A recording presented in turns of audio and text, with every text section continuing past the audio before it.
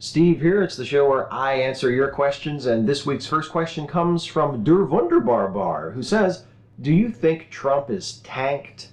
I think Trump is well and solidly tanked. He doesn't stand a chance. Both the latest polls say so, and the electoral projection. Well, Christ, I fucking hope so. But I can't say that it's a done deal. I mean, Trump still has a very good chance of winning. And his support has been trending upward these last few days, as I guess people forget what a shitbag he is. You know, he hasn't said anything too incredibly atrocious in the last week or so, and people are just forgetting that he is a flaming sack of garbage. You know, because, well, he hasn't said anything terrible lately, so I guess maybe I can vote for him. I can't say that it's a done deal, you know, and I can't say that I'm all that surprised that Trump is still in this thing, because he is the candidate that his party, the Republican Party, has spent the last 40 years conditioning its base to accept. The Republicans now, who are trying to disown Trump and put distance between him and the party and say, oh, this is terrible, Donald Trump doesn't represent our values, blah, blah, blah. Donald Trump perfectly represents their values. Donald Trump is the perfect Republican candidate.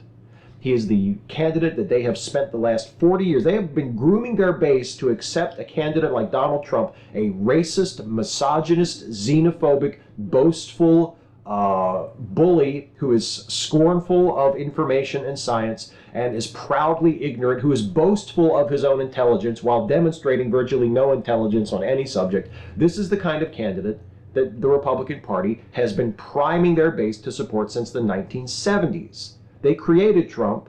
He embodies everything they want, everything they consider a priority, and for them to try and disown him now because, oh, by the way, we just remembered that he's a boorish asshole, you know, it's a little funny to me. But the fact that half the population has been conditioned to want this kind of a candidate, it says something very unfortunate, very disturbing, very sad about our country. But it's not surprising. Justin Parallax, Steve, you mentioned in your discussion of Marvel television the concept of antagonists who are understandable. I have a history of film academia. I'd love to hear which antagonists from the silver screen you found the best. Are there any you think are underrepresented or overlooked in this regard? I think that the character of Anton Chigurh from No Country for Old Men is a fascinating character, is a really, really terrific villain, because he's sort of this combination of a very specific, very nuanced, carefully drawn individual, but he also has this quality about him that is almost elemental, that is just, he's just this force of nature, but yet he has so many idiosyncratic things about him at the same time. So I think Anton Chigurh is a tremendous villain, and is three-dimensional, not in the sense that you really, I mean, you don't really root for him, you can't really condone anything he does. He seems really evil, but he also seems fascinating, and the movie is interested in him as a person and as a representative of things, and not just as the bad guy, you know. So I think I would have to put Anton Chigurh right near the top of my list as well. And I mean, there are other ones, of course. Hannibal Lecter from The Silence of the Lambs, Hannibal Lecter from Manhunter as well, although he's less of a presence in that film. What else? Who else is a great movie? I mean, the Joker from The Dark Knight. How can I forget that as a Batman superfan? The Joker from The Dark Knight is one of the great movie villains ever. For many of the same reasons that I just listed regarding Anton Chigurh.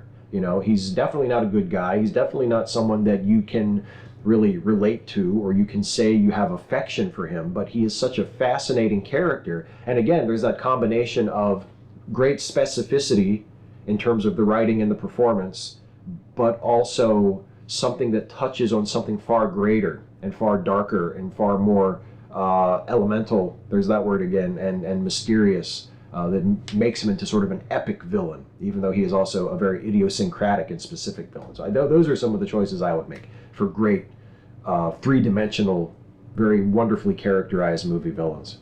Sabrina Lozides Meredith, as we head out of the Halloween season and into the Christmas season, I have a film-related question for you.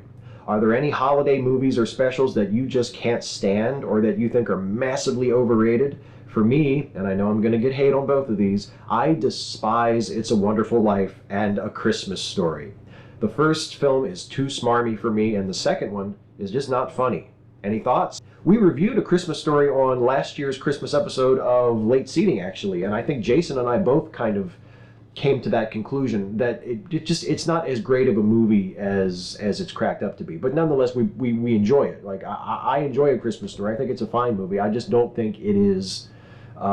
It's not the movie I would want to watch on repeat for 24 hours on Christmas. You know, that personally would not be my choice. And I'm not a huge fan of It's a Wonderful Life either, to be honest. I have come around on it a little bit in the last few years.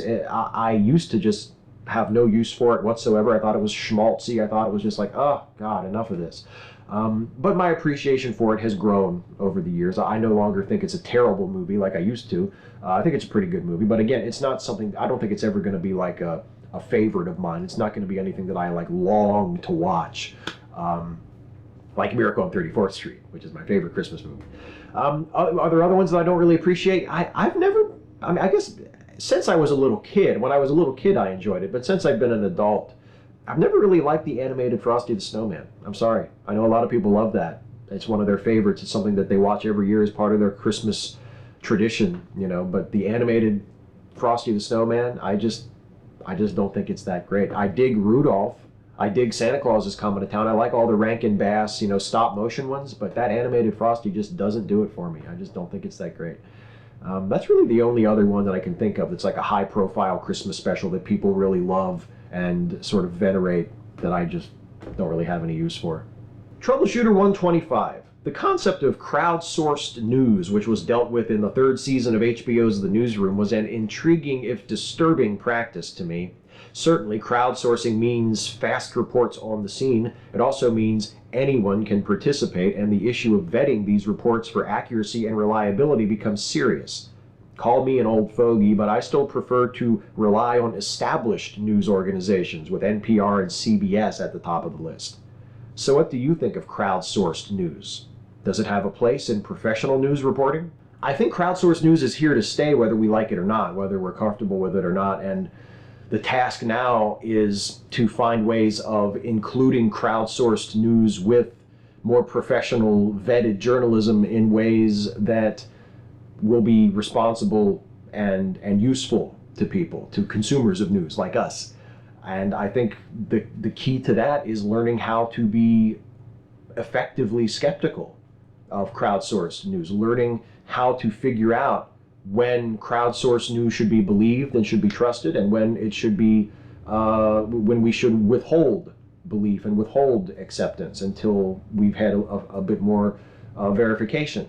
You know, for instance, something like the Standing Rock protests, where there are a lot of people on the ground, and there are a lot of people keeping everyone up to date through social media about what is happening.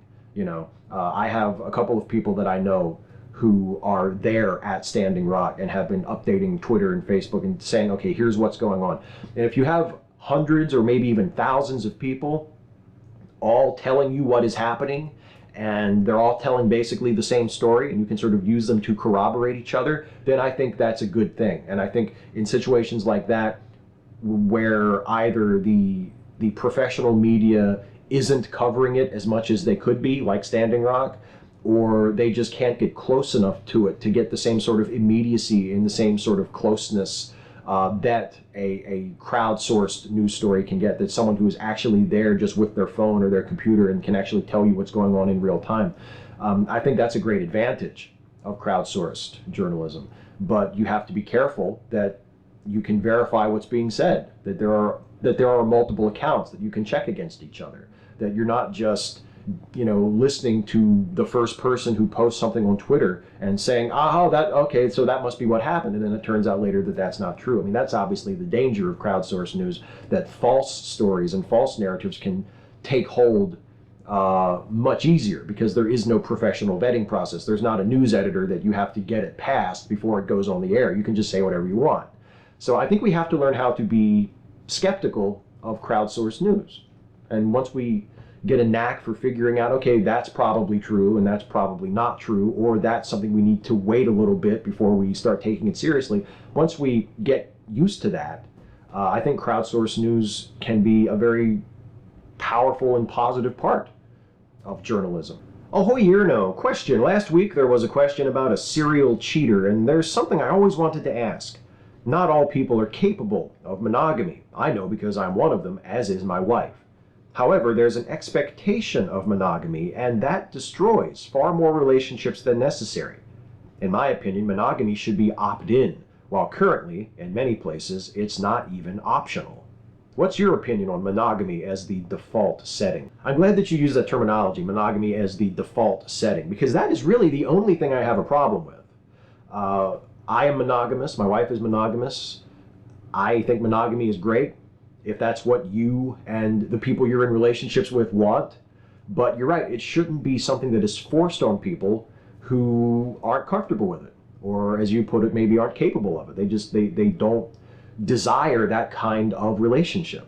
We have been taught not only to expect monogamy from our partners and to hold monogamy up as the ideal, but that we attach a moral component to it, that if someone isn't monogamous, even if they're not monogamous by choice and with the consent of their partner, even if it's like an understanding where they have an open relationship or they have multiple partners or whatever, we're taught in many cases to view that with a moral judgment, to look at that as though those people are doing something wrong. They're not doing it the right way. They're leading this lewd lifestyle. They're hedonists. You know, these sorts of judgments that we're sort of encouraged to make about people who in many cases are just polyamorous. They're not cheating on anybody. They're not doing anything to harm anybody. They're just, you know, having relationships that are arranged differently than those of us who are monogamists would want to have. And there's nothing wrong with that. So yeah, it should not be the default setting. There probably shouldn't be a default setting. Agatharu Kryptonus, what are your thoughts on Cult of Dusty turning around and denouncing the alt-right within the skeptic and anti-SJW community? I was getting pissed at Sargon for playing up Trump as a messiah that would restore democracy and vanquish all corruption. So when COD came out and bashed the anti-SJW community for supporting Trump and becoming a cesspit of conservative ideas, I was pretty happy about it. I assume you probably still think he's racist, but what do you think about the anti-SJWs finally realizing they've gone too far and beginning to turn around? Well, let's not put the cart before the horse. One person from that community came out publicly and said, I think we've gone a little too far with the SJW bashing. And that was surprising, and I'm not saying that I don't appreciate it, you know, but it doesn't mean that that community is starting to turn around. We interacted very briefly on Twitter, I think last week, and it was the first time, I think it was probably the first time we've ever interacted directly at all. And it was cordial, and it was fine, you know, but we're probably never going to be buddies. And yeah, you're right, I have a huge problem with a lot of stuff that Dusty has said over the years. And the fact that he came out and said one reasonable thing in critique of the group that he is a part of, like, I think that's great, but I'm not going to throw him a parade, and I'm not going to say, yeah, what a great guy he is, because I don't think that's the case. I mean, it's nice that he had a moment of clarity, but he's about 1,000 more moments of clarity away from absolving himself from all of the toxic sewage that he's been bathing in and throwing on other people for years. Carlita la otorino laryngologa. I tried, I hope that was close. Steve, do you think there is a connection with racism and culture and the animals we choose to eat? I am a mestiza Peruvian Latina girl. I moved to the US and go to a university now, so in places of South America such as Peru and Ecuador, guinea pigs are used for meat. My university had a campaign and posters everywhere talking about animal cruelty, and it had posters pretty much criticizing Latinos in South America, saying, stop eating guinea pigs, they are friends, not food. And they also had similar posters for dog eating in China. I personally don't think there's much of a difference, at least morally, from eating a cow, pig, dog, since all of these animals have the potential to feel fear and love and bond with humans. Thoughts or advice? You just summarized the main reason why I became a vegetarian, and why for the last several years, when I was still a meat eater, why I was morally troubled by it. Because yeah, there is no reason why I should be completely comfortable, you know, eating the meat of a cow or a chicken but I would never even entertain the thought of eating the meat of a cat or a dog. It's cultural conditioning. And I think it's very sharp of you to point out that there could be, I think there is an element of racism here, or at least an element of ethnocentrism when it comes to this. Because there is, when people talk about, oh my God, in China they eat dogs, and it's very dismissive, and like you're looking down your nose, like that culture is less civilized than us. We would never eat dogs here in this country. Over there, those barbarians eating dogs and cats. What is wrong with those people? That is a very condescending and borderline racist attitude to say that people in your country are better than people in their country because the animals that we have chosen to eat or not eat are somehow morally superior to the choices that culture has made. Yeah, I think you're right on. I think you're absolutely right on. Danny Aquino, Steve, I really enjoy your content. I think that you do a good job in the way that you dissect religious arguments in your Atheist Read series without making it an attack on religious people. As a young atheist who comes from a religious home, I've found so many of the Atheist channels to be huge downers as I've emotionally and intellectually matured. So much of the time, it revolves around petty insults or the idea that being religious means you are by necessity stupid and a bad person. Being sort of bitter and angry, I fell into enjoying these channels as a younger teenager who wanted to feel justified in his choice to fall away from it all. I just wanted to thank you for helping me mature past these things, and also ask, why do you think that channels like yours and R and Ra's don't get the attention these other channels do? Do you think it's a huge problem that so many 13, 14-year-olds who fall away from religion and want to look up videos on the subject are introduced to this stuff right out of the gate? Thank you for mentioning me in the same breath as R and Ra for a start. That is hugely flattering to me, and I suspect a little insulting to Arn, but hopefully he won't take it personally.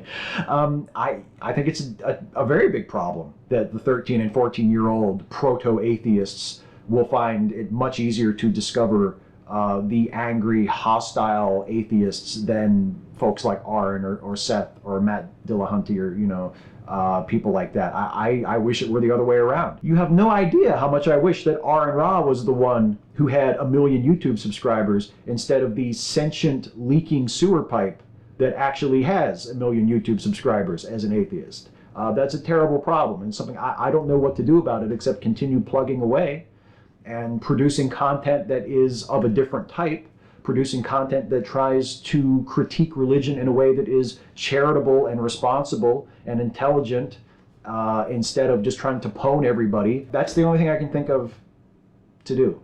And I hope in the long run that it's enough. Speaking of enough, I think this is more than enough of this here. So why don't we just wrap this part of the video up and go straight to the next bit, which is a little something I like to call the lightning round. Andrew Lawrence, what do you think is the best graphic novel crossover? Well, I'm a Batman guy, so I would have to say some Batman crossovers like Batman Grendel that I think I've mentioned a few times before in these videos. I love Matt Wagner's Batman Grendel crossover. Also, when I was a teenager, I thought the Batman versus Predator ones were really good, like surprisingly good. And recently I thought that the crossover that IDW did with DC, where they did Star Trek and Green Lantern, was really cool. So that I would nominate those. In Garward Shirase, given that you're a bit of a fan of wrestling, how do you deal with the fact that Trump has been chummy, pally besties with Vince McMahon of the WWE for a long time? Do you feel that his actions taint the WWE by association? Yes, but there are so many skeletons in Vince's closet, and Vince himself, in many ways, is such an awful person that it doesn't taint it as much as you might think. If you're a wrestling fan and you have already made peace with what a bastard Vince McMahon is, it's much easier to make peace with the fact that the WWE has been associated with King Bastard Donald Trump. It's not as difficult as you would think, but yeah, I mean, it's unfortunate. Would I rather that Donald Trump had not headlined a WrestleMania and had not been inducted into the WWE Hall of Fame? Yeah, I would much prefer that. Bruce Bartup, Steve, so a time-traveling Buster Keaton and Jackie Chan have a stunt-off in the film lot after they finished Cleopatra, 1963 movie. Number one, would you buy a time-traveling ticket to watch the action? How much for? Or would you wait for the box set? Number two, who would win? Number 3, who would Liz Taylor flirt with the most? Well, I would totally buy a time travel ticket to see Jackie Chan and Buster Keaton have a stunt off. That would be awesome. I would pay as much as I could afford. I would put the highest bid I could in on it. Who would win? In a stunt off, I think Jackie would win, actually. I mean, Buster did some outlandish stunts, but I think in terms of stunting, Jackie would have to win. But who would Liz Taylor flirt with the most? Buster. Because judging by her relationship with Richard Burton, she was attracted to drinkers. And Buster, unfortunately, especially later in life, was a bit of a drinker. He took solace in the bottle after talkies ruined his film career. So yeah, I think Buster would win the flirt off with Liz. Lucas Hackett, One Angry Brony. Hey Steve, if there was a live action movie adaptation of The Nightmare Before Christmas, my personal fave, who do you think would make a good Jack Skellington, Sally, and Oogie Boogie? P.S. I say that just because I have Jack Skellington on my mind. I think Finn Balor should paint like him one of these days. That would be awesome. That would be awesome. What a great idea. Finn Balor as Jack Skellington. That would be really cool, actually, now that I think about it, now that you've given me the idea. I would say Paul Dano as Jack Skellington, Dakota Fanning as Sally, and Jack Black as Oogie Boogie. In fact, if they ever make a live action Nightmare Before Christmas, and it's like in the next couple of years, and Jack Black doesn't play Oogie Boogie, I'm going to be kind of mad. Existential Anarchist, what is your favorite Angry Video Game Nerd episode? I would have to say the Big Rigs Over the Road Racing, because that game was just so incredibly bad, and even though that was relatively late in the run, I think that episode was only like last season or season before last, so he had been doing the Angry Video Game thing for a while, and sort of been doing that character of like being exasperated by angry video games, and yet that game was so bad that he just could not believe how bad it was. Like, that was the point that came up over and over in that episode. Like, I can't believe this game is this bad. And that was fun, because you'd think that the guy who's made a career out of, you know, making fun of terrible video games would have seen it all, but no. Over the road racing, Big Rig Trucks Over the Road Racing, whatever that game was called, was so bad that it actually broke the Angry Video Game Nerd very late in his career. So that's the one I remember the most, I think. Dr. Babylon, Steve, I think America needs a big budget action movie with a queer main character and queer romantic subplot.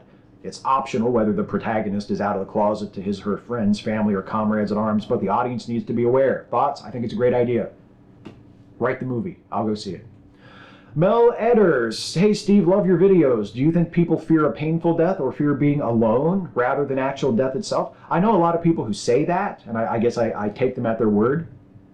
But that's not what I'm afraid of. I mean, I know a lot of people say, oh, I don't really fear death, I just fear suffering. I just fear it being difficult at the end. And I can relate to that, and I don't want that either, but I'm mostly just afraid of being dead, of not existing anymore. That's mostly what I'm afraid of. Bridget Benitez, how do you deal with all this election-related stress? Personally, the thought of a Trump presidency horrifies me to my very core. I can't stop thinking about the possibility that he might end up winning. I tell myself that the 538 election forecast is actually kind of conservative. So if it shows Trump as having a 33% chance of winning, as it did before I started this video, that's probably a little generous for Trump, and he actually has less of a chance than that, and it's probably less likely than 33% that he will win. So I tell myself that. I try to soothe myself by saying, oh, these forecasts, they're very careful and conservative. So if 538 says Hillary has a 66% chance of winning, then it must be even better than that. I tell myself that, and I tell myself that it was much closer than this in Romney versus Obama, and Obama still kicked his ass. So I try to soothe myself by basically telling myself, oh, Clinton's going to win, Clinton's going to win, Clinton's going to win, Clinton's going to win, Clinton's going to win, Clinton has to win, Clinton has to totally win. She has to win, right? She's totally going to win. Clinton's going to win, right? Right? That's how I deal with it. It doesn't work. Sir Kidalot, Steve, your favorite beer manufacturer, Yuengling, said they endorsed Trump. Will you have to get a new favorite beer now? Yes, I will. I don't really drink that much anymore. The last time I had a beer was when me and Serious Mind had a beer after the Reason rally. And that was a Yuengling that I drank. And that was, I guess that will turn out to be my last Yuengling.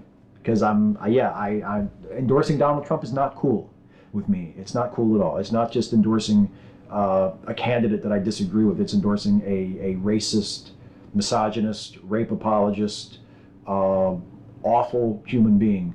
And I'm not cool with that. I don't accept excuses for it. I don't think it's okay. Fuck you if you endorse Donald Trump. So yeah, I need a new favorite beer. Any suggestions? Does anybody out there have a good beer that would be acceptable to someone, knowing that Yuengling was previously my favorite? What's a good beer for me? What's a good beer that I can switch to? I'm open to suggestions. That's it. Last question. I'm done. I'm not completely done. I still have to tell you what the shout out of the week is. And the shout out of the week actually goes this week to an awesome channel that is part of that group of channels that I wish we would have more of, that could sort of combat the toxicity that comes from a huge, very loud portion of the internet. It's a channel by someone that I'm just starting to get into, just starting to watch her stuff and get to know her. It is the YouTube channel of JodySinead. And JodySinead is someone who has a small but growing channel, a wonderful, progressive, feminist voice, someone who she recently, not just feminism, but social activism in general. She's just a wonderful, progressive, socially conscious YouTuber, and we could use a lot more like her. I enjoy her commentary, I enjoy her point of view, I enjoy her voice and her insight. She did a video recently on why cultural appropriation is a bad thing, which a lot of people still have trouble with, and it was tied into Halloween, because cultural appropriation is a topic often on Halloween because people wear culturally insensitive Halloween costumes, and she breaks down the issue and explains why it's a bad thing in just a few minutes, just a relatively short video. And she's really good at that. She's good at breaking down why people think these things are problems and doing it very succinctly, and she's just terrific. And she was also one of the guests on the first episode of a new series that Christy Winters is doing called Feminists Talk Back. She and Michael Rowlands were the first guests on that show, and it was a terrific show. So if you follow Christy Winters, check out that first episode, because you get to hear JodySinead on it, and check out JodySinead's YouTube channel, because it's awesome, and it has my highest recommendation, whatever that is. I don't even know. There's not a name for it, but I just think it's cool, and I think if you don't know who she is, you should check her out. I also think that you should check out the Lemme Listen podcasts. God damn it. How many times do I have to tell you? They're a series of podcasts. I'm getting cranky toward the end of the video, aren't I? It's a series of podcasts that are produced by my very good friend Jason Harding, aka Jason with a D, the puppet master of Opinionville. There's Lemme Finish, which is the first of the late seating podcasts that is co-hosted by Jason and Finite Atticus. There is Cinetific, which is a movie review podcast that Jason co-hosts with Aaron Sharp. There is Filmtastic Voyage that is hosted by Mike and Alex. It is another great movie review podcast. There's American Monsters and How to Destroy Them, the improv comedy podcast that is hilarious and wonderful, and you should totally be listening to it. And of course, last but certainly not least, there is Late Seating, the movie review podcast co-hosted by Jason and me, where we take a look at classic films that have a reputation for either being really, really great or really, really terrible, and we review them. We give them a fresh look, we summarize them, we make fun of them, and then ultimately we decide for ourselves and for your listening pleasure whether those movies deserve the reputations that they have accumulated over the years, whether that reputation is good or bad. Our most recent episode, the second of our 2 Halloween-themed episodes, is up from last week. It is A Nightmare on Elm Street. You can check that out and do a little bit of homework if you want to prepare for our next show, and also if you hate yourself, because our next movie is the classic / infamous silent epic Birth of a Nation. Not the new one. Not the Nat Turner story. Birth of a Nation, as in the 1914 classic by D.W. Griffith. That's the movie we're doing in the next episode of Late Seating. So if you want to watch the movie and be able to follow along with us and get all the jokes and know why Jason and I are crying, watch Birth of a Nation. You can listen to all of the episodes of Late Seating and all of the episodes of all of the Lemme Listen podcasts by going to LemmeListenPodcast.com. That's it for me, everybody. I want to remind you, as always, to please leave a comment on this video asking me your question for next time. You can ask me anything about anything. Nothing is too serious. Nothing is too silly. I will answer as many of your questions as I possibly can in the next video. So until then, take care, everybody. Hey folks, one more thing before I go. I hope you enjoyed this video. If you did, please like, share, and subscribe. And also please consider helping me to make more videos like this one by supporting this channel through Patreon. You can go to patreon.com/Steve Shives to become a patron. Thanks for watching, and I'll see you next time.